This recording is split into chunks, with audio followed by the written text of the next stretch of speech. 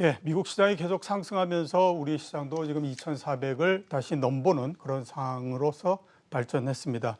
이번 상승이 한 달간의 상승에 따른 부담을 덜어낸 단순한 반등인지 아니면 악재와 가격 부담을 모두 다 털어내고 재상승에 들어간 건지 궁금할 수밖에 없는데요. 국내 시장에 대해서 알아보는 시간을 갖도록 하겠습니다. 김한진 KTB 투자증권 수석 이코노미스트, 김용렬 교보증권 리서치 센터장 나오셨습니다. 예, 안녕하십니까? 네, 안녕하세요. 예, 먼저 한번 좀 여쭤봐야 될 게 미국 시장입니다. 지금 이제 지난주도 그렇고요. 한 2주 동안에 걸쳐서 주가가 계속해서 상승해서 8월 달에 기록했던 전고점을 지금 이제 이렇게 다가가고 있는 상태인데 어떻게 보십니까? 전고점을 넘을 거라고 보십니까? 아니면 뭐 이 정도에서 그냥 그쳐서 또 한 번 또 조정에 들어가고 이렇게 될까? 어떻게 이제 볼까? 이 부분들에 따라서 시장이 굉장히 이제 앞으로의 향방이 중요할 거라고 그렇게 생각이 되는데 먼저 센터님부터 한번 좀 전망해 주시겠습니까? 네, 우선 지난 9월 이후에 시장은 상당히 가격 저항을 받고 있는 상황이고요. 또 이 가격 저항을 받는 주요한 이유 중에는 경기 요인도 있겠지만은 역시 대선이라는 아주 굵직한 이벤트를 앞두고 상당히 어떤 경계감이 다소 커져 있는 상태라고 볼 수가 있습니다. 밸류에 대한 논쟁은 언제든지 시장에서는 등장할 수가 있는데 그에 대한 낙폭이 다소 좀 제한되어 가고 있다는 것은 대선 이후의 시장 경기 및 투자 환경에 대한 중장기 의견이 아직은 바뀌지 않았다라는 의미로 우리가 해석해 볼 수가 있고 결국 현재 지난 반년 동안에 대한 어떤 추세가 계속 지속될 가능성에 대해서는 의문을 가질 필요는 없을 것 같아요. 근데 예. 문제는 대선 직후 어떤 방향성이 결정되는 시점을 대선 직후로 봐야 될지 아니면 이제 어떤 새로운 지도부가 이제 정책을 운영을 하게 되면서 그에 대한 그림을 그려나가게 될 내년 초로 생각해야 될지 그 시간에 대한 개념이 조금 더 좀 커진 상황이지 않느냐라고 보여집니다. 예. 결국은 지금 어떤 사상 최고치 수준에서 맴돌고 있는 상황에서 투자자들 입장에서는 어떤 선택에 대한 고민보다는 오히려 기다림에 대한 어떤 인내의 기준 이런 부분 등을 조금 더 갖고 계시는 부분 등이 조금 필요한 시기이지 않은가라고 생각이 됩니다. 예, 선택보다는 인내력 말씀을 해주셨고요. 자, 김한진 박사님은 어떻게 보십니까? 네, 뭐 저는 전고점을 뭐 살짝 뭐 이렇게 시도는 할 수 있겠습니다만은 본격적으로 이번에 강세장으로 또 추가 상승을 보이는 것은 조금 한계가 있을 거다라고 생각을 하고 있고요. 그러면 결국에 이제 일정한 박스권 내에 들어간다 이렇게 보시는 거예요. 통상 지금처럼 강세장의 어떤 조정 패턴은 일단 주도주가 한 10% 정도 이내 범위 내에서 조정을 보입니다. 그리고 이미 들어와 있는 유동성이라든지 또 재료에 대한 기대감 이런 것들이 살아있기 때문에 종목별 혹은 산업별 이제 순환매를 이제 보이는 성향이 굉장히 강합니다. 이미 주도주가 고점에서 조금 조정을 보이고 있다는 것은 뭐 좋게 보면 숨고르기지만 조금 안 좋게 보면 조금 에너지가 조금 달리고 있다. 조금 부족해지고 있다라는 것이고요. 이런 주도주가 다시 재상승을 조기에 못할 경우에는 지금 이루어지고 있는 어떤 섹터별 순환이라든지 이런 것들도 조금 한계를 보일 가능성이 있다 이렇게 생각을 합니다. 예, 알겠습니다. 자, 오늘 상승에 상당히 또 큰 역할을 했던 게 뭐냐면 미국의 부양책 부분입니다. 한때는 거의 안 될 거라고 생각했다가 최근에는 또 이제 양쪽의 의견이 조금씩 좁혀지면서 대선 이전에 부양책이 나오는 게 아니냐라고 하는 기대가 상당히 생겼고 그에 따라서 또 이제 주가가 어느 정도 상승을 하고 이런 형태인데 부양책에 대한 전망은 어떻게 보십니까, 박사님? 네, 사실은 뭐 지금 나와 있는 부양책이 지금 이미 코로나19 사태가 본격화된 4월부터 집행된 정책이 지금 진행 중에 있습니다, 사실은. 그렇죠. 이미 미국 기준으로 보면 뭐 GDP의 12%, 2조 달러 이상이 지금 투입되고 있고요. 그리고 추가로 한 1조 달러 정도도 지금 거의 합의된 상태에서 지금 집행을 앞두고 있습니다. 문제는 지금 논의되고 있는 것은 이제 그 추가적인 부양책인데, 그렇죠. 다분히 어떤 실질적인 효과라기보다는 시장의 어떤 센티먼트나 투자 심리에 영향을 미치고 있는 그러한 뉴스 이벤트라고 이제 볼 수가 있는데요. 일단 민주당의 좀 긍정적으로 볼 수 있는 것은 민주당의 어떤 경기 부양책이 규모는 큽니다만은 트럼프 공화당 쪽에서 요구하는 쪽의 방향과는 조금 다른 그러한 그 집행 구체적인 어떤 집행 부문에 있어서의 어떤 의견 차이가 굉장히 큰 상태인데 예. 시장에서는 그동안 민주당의 어떤 경기 부양책에 대해서 조금 보수적으로 부정적으로 반응을 해오다가 최근에는 조금 기류가 바뀌어 있습니다. 예. 민주당의 부양책도 상당히 경기에 우호적일 수 있다라는 쪽에서 바뀌면서 사실은 이거는 긍정적인 증시 입장에서는 긍정적인 효과인데 문제는 지금 코앞에 대선을 앞두고 있는 상태에서 민주당 입장에서는 계속 밀고 나갈 것 같고요. 지지율도 높기 때문에 그리고 시장의 어떤 기대감, 뭐 또 경제 주체들의 민주당에 대한 정책에 대한 우호적인 반응을 보이고 있는 상태에서는 굳이 공화당과 합의를 이룰 필요가 없다라는 것이죠. 그렇죠. 예. 공화당 입장에서도 여기서 조금 뭐 잘못된 수를 둘 경우에는 오히려 민주당에게 유리한 어떠한 그 잘못된 선택을 할 수가 있기 때문에 상당히 지금 진퇴양난의 상황이라서 예. 너무 물리적으로 11월 3일이 코앞이기 때문에 양당이 초당적으로 합의를 이루기에는 조금 부족하다. 예. 그러니까 정리해서 말씀드리면 민주당의 정책이 시장에 나쁘진 않다. 하지만 시장에서 기대하고 있는 초당적 합의는 좀 어렵다. 예. 이렇게 정리할 수 있겠습니다. 합의는 어렵고 대신에 민주당의 그 부양 대책에 대해서는 시장이 조금은 그래도 네. 아무튼 우호적으로 보기 시작했다. 이렇게 이제 정리할 수 있을 것 같고요. 자, 센터님은 부양책에 대해서 어떻게 보십니까? 솔직히 잘 모르겠습니다. 우선은 계속 이 합의 여부에 대한 것이 하나의 변수로서 지금 금융시장에 영향을 주고 있다는 것이 개인적으로는 조금 잘못된 부분이다라는 생각을 예. 하고 있고요. 예. 이 합의 여부가 시장과 앞으로 21년도 세계 경제에 대한 부분의 방향성을 결정짓지는 않는다라는 예. 거죠. 보다 중요한 것은 이런 부양책을 쓰지 않았을 때의 미국 경제가 엄청난 지금 침체 위험에 직면해 있고 미국 가계가 위험에 노출되어 있다는 점은 분명 부정할 수 없는 현실입니다. 예. 거기에 가장 그 대목 시즌이라 할 수 있는 미국의 쇼핑 시즌을 앞두고 있는 상황에서 뭔가 이 가계가 가지게 될 여러 부담 등을 생각하고 있지 않는 모습 등을 자꾸 내비친다라는 것이 조금 안타깝고 예. 또 합의 여부가 이런 식으로 계속 조금 진척되는 상황에 여러의 경우의 수가 나오게 된다라는 것은 이 대선이 끝나고 난 이후로도 상당히 복잡해진 환경으로 갈 수도 있다라는 것을 현재 시사하고 있다라는 거죠. 만약 합의가 되지 않은 상태에서 대선의 결과가 나왔는데 정권이 바뀐다는 상황이 나오게 된다라면 이 공화당의 입장에서는 보다 보수적으로 그리고 상당히 합의에 대해서는 조금 대체하려 하는 그런 모습 등을 보여주게 될 것이다라는 거죠. 그렇다면 그렇죠. 이 부양 정책에 대한 부분이 가장 필요한 부분은 현재 미국의 가계 측에 있는데 이들이 갖게 되는 어떤 경제적인 부담 등은 좀 더 가중될 수 있는 여지 등이 있다는 점입니다. 그래서 이런 논쟁이 계속적으로 시장에 남아 있다라는 것 자체가 시장에서는 썩 좋지 않은 모습이다라고 볼 수가 있겠고. 합의 여부에 대한 부분 등이 모든 것을 결정짓지는 않는다라는 거죠. 이 부양 정책이 가동되든 안 되든 2021년도 미국 경제는 소폭이나마 회복은 된다는 점입니다. 문제는 그 다음에 대한 스토리가 가장 좀 중요한 부분이 될 수가 있기 때문에 뭐 가급적이면 이 내용은 그냥 참고할 수 있을 만한 사안 정도로만 생각해 두시는 부분 등이 필요하다고 생각을 합니다. 예, 알겠습니다. 자, 그 미국 주식 시장을 끝내기 전에 하나만 좀 짚어보고 그 다음에 또 여쭤보고 넘어가도록 하겠습니다. 지금 이제 어제까지 나온 이 지지율 지표를 보게 되면 민주당의 바이든 후보가 12%포인트 정도를 지금 앞서가고 있습니다. 그래서 저번 2016년도에 이 기억이 있긴 하지만 이 정도 벌어지면 그때처럼 엎어지지는 않지 않겠느냐라고 하는 생각들이 시장에 굉장히 이제 퍼져 있는 상태고요. 결국 이제 바이든 후보가 승리할 가능성이 굉장히 높다 이런 얘기들을 하고 있거든요.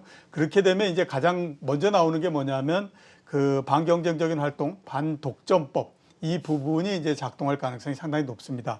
그리고 여기에 이제 대상이 되는 기업들이 아마존도 있을 수 있고요. 그 다음에 구글도 있을 수 있고 마이크로소프트도 있을 수 있고 이렇습니다. 그리고 이 부분들은 미국 경제를 보면 그동안에 여러 번에 걸쳐서 계속해서 진행이 돼 왔었죠. 지금 이제 그는 없어졌지만 스탠다드 오일이 옛날에 그 미국 시장에 석유 시장을 모두 다 지배하다가 7개 회사로 쪼개졌는 형태가 됐고요. 그 다음에 2000년도 같은 때 보면 이제 AT&T 이런 데가 또 쪼개져 가지고 이제 그 새로운 기업들이 만들어지고 이랬는데 과연 이런 그 반독점과 관련한 그 법안들이 민주당이 승리를 하면서 시장에 전면으로 나설지 이 부분들에 대해서 굉장히 지금 궁금할 수밖에 없거든요. 여기에 대해서 센터님은 어떻게 지금 보십니까?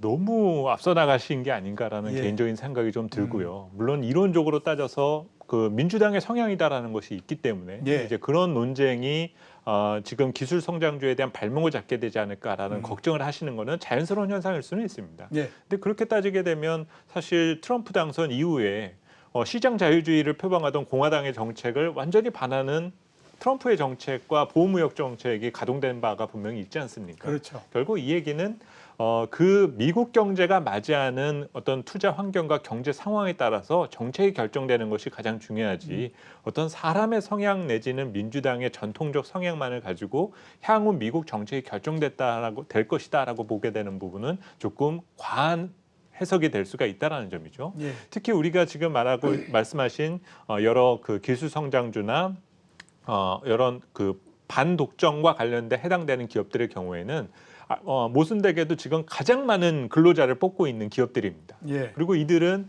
앞으로도 이 그 미국 노동 시장이 지금보다 더 개선되고 있도록 더욱더 노력을 해야 되는데 그에 해당되는 기업에 대해서 프레셔를 가한다라고 하게 되는 부분은 조금 앞뒤가 안 맞는다라는 것이죠. 예. 또 이런 상황은 추후에 미국 내에서 등장할 수도 있겠지만 추후 미국이 그동안 추진해 왔었던 여러 보호무역 정책이 이제는 다시 유럽이나 중국을 또 겨냥할 수도 있을 거지 않습니까? 그러면 이 유럽 연합이나 중국 정부가 이 미국 대표 글로벌 기업들을 어떻게 또 프레시하느냐 이 문제까지도 같이 고민할 수밖에 없는 거거든요. 예. 근데 이 과정에서는 결국은 서로 협의를 하게 되는 과정이다라고 봐야 되는 것이지 누가 당선이 되면 이것은 악재가 되고 호재가 되고 이런 이분법적인 해석을 하게 되는 것은 조금 잘못된 부분이 될 수 있지 않나. 그래서 너무 많은 것들을 공부하시다 보니까 나오게 된 조금 아직까지는 기우에 가깝지 않느냐라는 예. 생각이 듭니다. 예, 제가 너무 많은 거를 공부한 게 아니고요. 시장이 맞습니다. 그런 이미 우려를 시장을 지금 하고 있는. 많은 부분들을 공부하고 계시죠. 예, 자 그러면 박사님은 그렇게 보면 지금 뭐 이게 빅테크 기업들이 아까 제가 말씀드렸던 것처럼 주 대상이 되기 때문에 그런 기업들이 이런 뭐 반독점이나 이런 부분들에 우려가 별로 없다라고 봐야만 될까요? 어떻게 생각하십니까? 글쎄요, 저는 뭐 센터장님 말씀도 뭐 일부는 공감합니다만은 한편에서는 조금 가볍게 볼 수 있는 이슈는 또 아니지 않느냐라고 예. 생각을 하고요. 그러니까 물론 우려를 상당히 해야 된다. 네, 물론 이제 뭐 혹시 바이든이 당선이 돼서 뭐 이렇게 처음에는 뭐 빅테크 규제를 밀고 나갈 가능성은 있지만 늘 그렇듯이 이제 조금 시간이 지나면 어느 정도 시장에 조금 친화적으로 또 이제 약간의 중립적인 어떤 그 스탠스를 취할 거로는 보입니다. 예. 결과적으로는. 하지만 뭐 주식시장 입장에서 볼 때는 만약에 바이든이 당선됐을 경우에 민주당 초기 집권인 뭐 내년 초까지는 상당히 묵직한 악재로 작용될 가능성이 있다라는 것이고요. 예. 굳이 주식시장하고 연결해서 말씀드리면 지금 이들 기업들의 밸류에이션이 높지 않습니까? 그렇죠. 그러니까 밸류에이션이 굉장히 낮은 상태에서 이 기업들이 지금 이제 막 꽃을 피우는 상태면 뭐 이런 게 나오든 말든 뭐 아무 관계가 없습니다. 근데 그렇지 않아도 지금 너무 비싸가지고 말들이 많은 상태에서 만약에 이제 이런 상태에서 정책적인 것 플러스 약간의 뭐 실적의 어떤 훼손이라든지 이런 게 겹칠 경우에는 시장이 굉장한 충격파를 줄 수 있다라는 것이죠. 예, 그리고 이제 뭐 센터장님도 지적하셨지만은 결국 EU가 디지털세를 가지고 세금을 가지고 꾸준하게 미국 기업들에 대해서 압박을 가해오지 않았습니까? 예, 예, 그렇죠. 예, 그래서 결국에는 이게 이제 EU의 압박으로 인해서 센터장님 말씀대로 결국 미국에서 한 발 물러설 수밖에 없는 자국 기업 보호라는 측면에서 이렇게 갈 수는 있지만 그 가는 과정에서는 유럽도 지금은 이제 한번 그 팔을 좀 걷어붙이는 지금 느낌이거든요. 예. 데이터에 대한 그 어떤 투명한 공개 그리고 데이터 취득의 어떤 투명성 이런 부분들을 들고 나오고 있고요. 그래서 디지털 세금에 이어서 이런 그 미국 빅테크 기업에 대한 이런 부분들은 EU 통상 마찰, 미국과 EU 간의 통상 마찰로 조금 더 발전될 가능성이 있어 보입니다. 예. 그런 측면에서는 내년 상반기까지 좀 더 묵직한 어떤 시장의 어떤 부담 요인으로 작용하지 않을까 싶습니다. 그러니까 미국 내에서의 규제 그 부분도 있지만 유럽을 비롯한 다른 나라에서 미국의 기업들, 예를 들어서 이제 구글이나 이런 데의 비중이 너무 커지기 때문에 영국이나 이런 나라에서 그거에 대한 규제의 요구, 이 부분들이 보다 더 크게 아무튼 작동을 할 가능성이 있다. 이렇게 우리가 정리해 볼 수 있을 것 같습니다. 자, 이제 국내 시장으로 넘어가서 한번 좀 여쭤보도록 하겠습니다. 최근에 지난주 목요일서부터 오늘까지 가장 아무튼 눈에 띄는 부분들이 뭐냐면 예상보다도 기업 실적이 정말로 잘 나온다라고 하는 겁니다. 삼성전자도 마찬가지였고요. LG전자도 마찬가지였고 오늘 나온 LG화학도 굉장히 이익이 많이 증가를 했습니다. 그래서 앞으로 3분기에 그 기업 실적이 전체적으로 어떻게 될 건가 하는 부분, 그다음에 또 그에 따라서 우리가 주목해야 될 업종이 뭘까라고 하는 부분들을 한번 좀 여쭤봐야 될 것 같습니다. 센터님은 어떻게 보십니까? 우선 삼성전자 실적부터 정말 깜짝 서프라이즈 실적이 그렇죠. 나왔었고요. 예. 또 이런 부분이 사실 실적 발표 이전에 3분기 우리 상장기업들 컨센서스를 보았을 때는 정말 이 숫자가 가능하겠어? 라는 예. 것들에 대한 의문을 계속 갖고 있었거든요. 참고로 지난 2분기 우리 상장기업들의 영업이익이 27조 원 조금 넘는 정도 수준이었었고 지금 실적 발표 직전에 추정치가 대략 한 37조 원 내외였었습니다. 예. 거기에다가 지난달서부터 이익 전망치가 스물스물 올라가기 시작을 해서 이거 너무 좀 주가가 올랐다고 해서 좀 흥분됐었던 것은 아닐까라는 것들에 대한 우려를 했는데 지금 3분기 추정이익의 3분의 1에 가까운 숫자를 삼성전자가 담당을 해줬다라는 예. 거죠. 그럼 이제 지난주 나왔었던 이 삼성전자나 LG전자에 대한 실적에 대한 내용을 한번 끌어서 보게 되니까 단편적으로 비용 관리만을 통해서 그렇게 실적이 잘 나왔다라는 것뿐만이 아니라 매출에 대한 증가 여부 등도 분명히 확인이 되었다는 점입니다. 예. 그러면 이제 여기서 이제 우리가 얻을 수 있는 힌트는 엄청나게 지금 영업 환경이 좋은 것은 분명히 아니구나.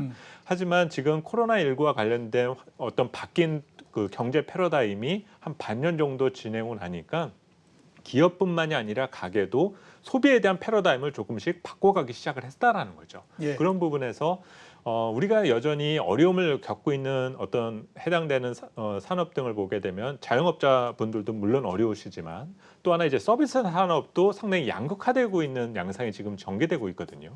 특히 이제 뭐 배달 서비스나 어떤 그 언택 관련된 분야의 서비스는 운송 서비스나 이런 것들은 극성수기를 보이고 있는 반면에 뭐 레저라든지 다른 분야의 부분에 있어서는 상당히 그런 부분에 제한이 나타나고 있습니다. 그러면 그동안 이제 소비자들이 내가 덜 노는 대신에 그 돈을 가지고 무엇을 지금 쓰고 있느냐가 지금 검증되어 가고 있다는 거죠. 그래서 LG전자 실적에서 대표적으로 나타나는 부분이 가전 부분 그리고 집안에 오래 있다 보니까 필요하게 되는 제품들에 대한 그 매출이 늘어나면서 실적이 크게 점프하는 모습 등을 보여줘 왔었는데 결국 서비스 산업에 대한 어떤 업황 둔화 내지는 업황 악화가 제조업 부분과 내구재 매출과 연계되는 산업 등에 대해서 영향을 주기 시작을 했다는 점입니다. 예. 결국 올해 연말과 올해 3분기뿐만이 아니라 올해 연말까지 상황에 있어서는 Q가 늘어날 수 있는 잠재력을 갖고 있는 기업들의 경우에는 예상외로 실적이 호전될 수 있는 여지가 있다는 힌트를 지난주부터 시작된 어닝 시즌에서 조금씩 확인해 볼 수 있다라는 정도로 간략히 먼저 정리해 볼 수 있을 것 같습니다. 예. 자, 박사님은 어떻게 보십니까? 그 최근에 이익이 많이 늘어나는 부분들을 폄하하는 쪽에서는 이렇게 얘기도 합니다. 2차 코로나19의 확산이 예상이 됐기 때문에 미리 그 제품을 확보하고 부품을 확보하는 과정 속에서 이렇게 나온 거다. 이런 얘기도 지금 나오고 있는데 글쎄 제가 봤을 때는 정말 그럴까라는 생각이 들긴 하거든요. 어떻게 보십니까? 이 3분기 이익 증가하고 이런 부분들에 대해서. 네, 뭐 반도체만 해도 화웨이의 어떤 그 조기 어떤 그 반도체 수입에 따른 어떤 확보하고 그 영향이 분명히 3분기에 반도체 시장에 있었고요. 일단은 뭐 이것을 뭐 무조건 폄하하기는 어려울 것 같습니다. 하지만 분명한 거는 수출과 내수 기업, 대기업과 중소기업, 그리고 IT 기업과 넌 IT 기업의 비IT 기업 간의 이 실적 차별화 과정에서 코스피는 시가총액 가중 방식이기 때문에 결국 수출 대형 IT 내지는 좀 폭넓게 보면 뭐 가전이라든지 LG전자도 실적이 좋지 않습니까? 아니면 배터리라든지 이런 성장 기업과 대기업 중심의 어떠한 그 실적 개선이 코스피에 우호적으로 작용하고 있는 것은 분명히 팩트상 맞다. 예. 문제는 지속성 여부인데 이미 3분기에 발표된 이 실적은 주가에 다 녹아 있다라는 거죠. 그렇죠. 지금 3분기 실적이 좋기 때문에 또 올라야 된다. 이 논리는 아닌 거고요. 4분기 실적도 역시 기대치보다 역시 서프라이즈가 나올 것 같다. 예. 이러면 주가가 계속 올라갈 수 있습니다. 예. 실제로 지금 코스피 PER이 많이 올라가 있지 않습니까? 그렇죠. 12배까지 올라가 있습니다. 올라가 있다는 얘기는 어닝의 증가 속도보다는 주가의 상승 속도가 빨랐다는 얘기지 않습니까? 예. 그러니까 미래 이익을 이미 끌어다 쓴 겁니다. 4분기 이익 내지는 시장은 어쩌면 내년 상반기 이익까지도 지금 끌어다 썼거든요. 예. 그래서 이제는 서프라이즈가 계속 나와야만 됩니다. 자전거 바퀴가 계속 굴러가지 않으면 무너지는 그러한 위험한 게임을 지금 계속 보이고 있는 것이고요. 또 한 가지 측면에서는 이미 주가가 반영된 상태에서 4분기 혹은 내년 상반기까지 세계 경기의 흐름이 어떨 것인가라는 예. 부분이죠.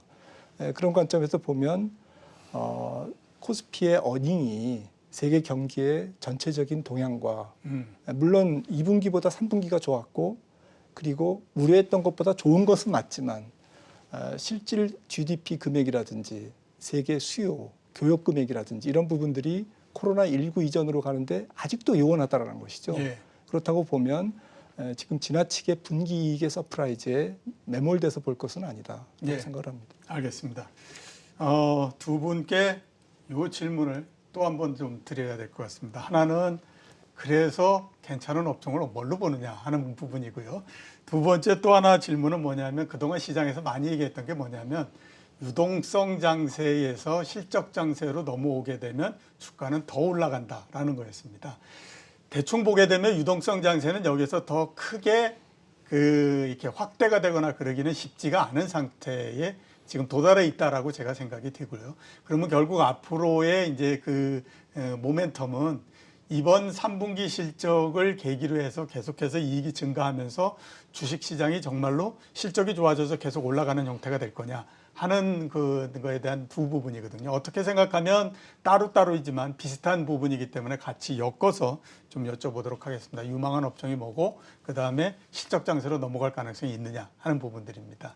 자, 센터장님 어떻게 보십니까? 먼저 두 번째 질문에 대한 답부터 말씀을 드리면 실적장에 대한 기대는 조금 너무 급하게 가지실 필요는 급하게 없습니다. 가질 필요 결국은 없다. 경기와 실적이 동행하면서 주가가 오를 때 정말 주식시장이 추세적으로 오를 수 있다라는 점을 이전에도 말씀을 드렸었고 예. 내년 상반기에 일시적으로 경기가 좋아진 것처럼 느껴질 수는 있습니다. 근데 그게 정상적인 방향을 잡았는지를 검증하는 데는 최소 1년 이상의 시간이 걸릴 수밖에 없기 때문에 이제 본격적인 실적장이 도래한다라고 믿게 되시는 것은 아직은 좀 이른 감이 있다. 예. 지금은 뭔가 선택적인 소비, 선택적인 어떤 소비 활동의 변화에서 비롯된 그 실적에 대한 변화라고 생각해 두시는 부분이 좀 더 필요할 것 같고요.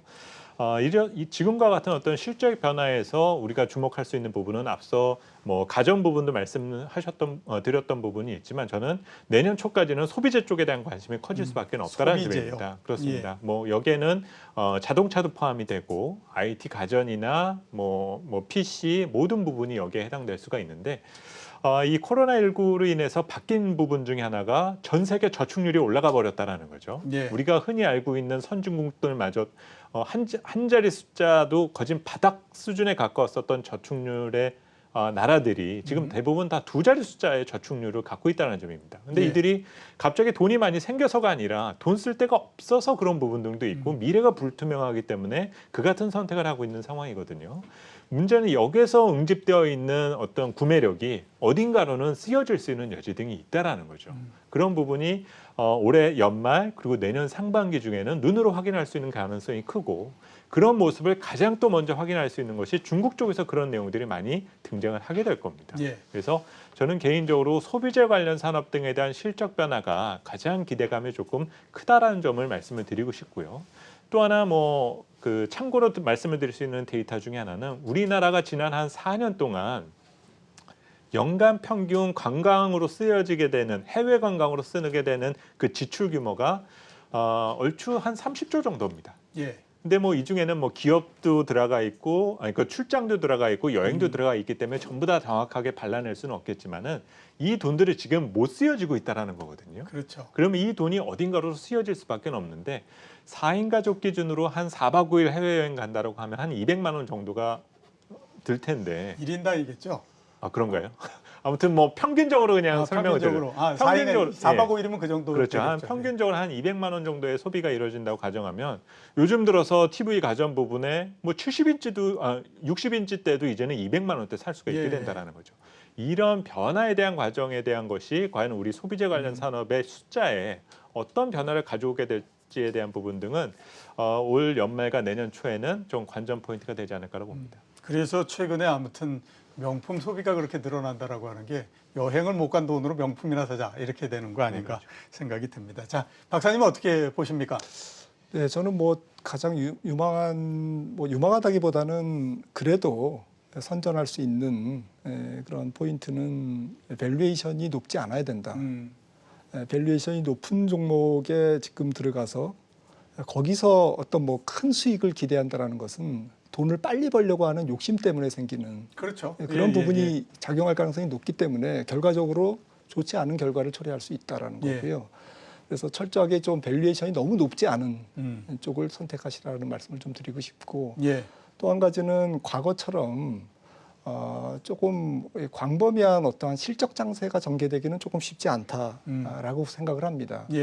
왜냐하면은 앞서 말씀드렸듯이 전 세계적으로 세계 경기가 조금씩 좋아질 가능성은 있지만 그 정도가 굉장히 더디게 진행될 가능성이 있기 때문에 전반적인 광범위한 실적 장세의 가능성보다는 정책이라든지 어떤 핀셋 어떤 그 경기 부양 정책이라든지 뭐 한국도 뭐 뉴딜 정책 이렇게 지금 시작되고 있습니다만은 지금 뭐 미국 시장에서도 사실은 바이든의 어떠한 그 당선 가능성에 베팅을 하면서 신재생 에너지라든지 이런 쪽에 지금 ETF 가격이 올라가고 있지 않습니까? 그렇죠. 그런 관점에서 볼 때는 조금 더 정책에 초점을 둔 좀 테마주라고 할 수도 있겠지만 아무튼 그래도 이것은 각국 정부가 어쩔 수 없이 선택할 수밖에 없는 어떤 정책적 아젠다가 될 수밖에 없거든요. 조금 긴 그런 관점에서는 특히 어떤 미국의 선거 어떤 동향과 연관해서 그런 신재생 에너지라든지 환경이라든지 그린이라든지 이런 쪽에 조금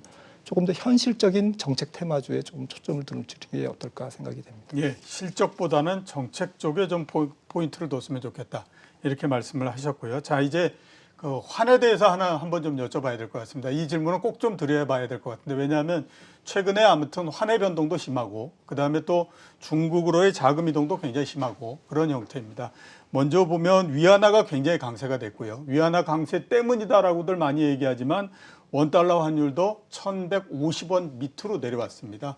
그리고 전 세계적으로 자금이 가장 많이 몰리는 곳이 어디냐면 중국의 채권 쪽으로 많이 몰리고 있습니다. 왜냐하면 이렇습니다. 정책 은행채, 그러니까 중국의 은행채의 지금 수익률이 대략 한 4%, 3%에서 4% 정도 되거든요. 세계적으로 보면 0% 금리에서 3%, 4% 금리가 된다는 게 굉장히 높지 않습니까? 그렇게 되다 보니까 대충 지난 한두 달 사이에 3천억 위안 이상의 자금이 중국의 채권으로 들어오는 형태를 지금 계속 보이고 있습니다. 자, 그래서 박사님께 한번 마지막으로 여쭤보고 싶은 부분들이 위안화하고 그다음에 또 원화하고 이런 부분들이 이 자금 이동과 관련해서 계속해서 지금 강세가 될 것인가 하는 부분들입니다. 어떻게 보십니까? 저는 뭐 조금 한계에 달한 환율이 아닌가 생각이 되고요. 원달러가 추가적으로 강세를 가려면 조금 더 달러가 약세 쪽으로 움직여줘야 되지 않습니까? 그런데 달러가 좀 약세 쪽으로 충분히 움직일 만한 그러한 주변 여건은 아직은 형성이 되어 있지 않다라는 것이고요. 뭐 주가가 계속 올라간다든지 위험자산 가격이 계속 뭐 지금 상반기처럼 달려가면 뭐 어쩔 수 없이 달러도 이제 약세로 가면서 원화도 강세로 갈 텐데요. 근데 환율 시장이 참 공짜가 없는 게 지금 원달러가 좀 강세로 보인 것도 사실은 5개월간 무역 수지가 경상 수지가 흑자로 가면서 소위 불황형 흑자 수출은 10% 정도 지금 이상 감소하고 있는데 수입이 더 감소해가지고 생기는 불황형 흑자거든요. 이런 불황형 흑자에서의 원달러 강세는 장기간 지속될 수는 없다라는 것이고요.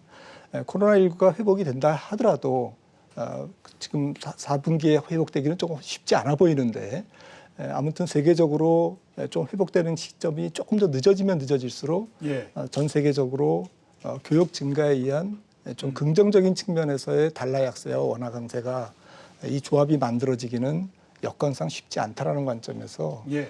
위안화도 지금 추가적인 강세가 일어나기는 지금 말씀하셨던 자본 개정 쪽에서의 어떠한 흐름 때문에 생기고 있는 부분이 있습니다만은 예. 중국도 좀 부담스러운 상황이고요. 그래서 지금 4분기부터는 좀 그렇게 가파르게 추가적인 달러 약세와 비달러의 강세가 전개되기는 좀 쉽지 않다라고 보고 있습니다. 예. 그러면 위안화도 또 원화도 추가적으로 해서 굉장한 강세가 되기는 좀 어려울 것 같다. 이렇게 이제 정리를 해볼 수 있을 것 같네요. 예. 자, 오늘 나와주셔서 대단히 감사합니다.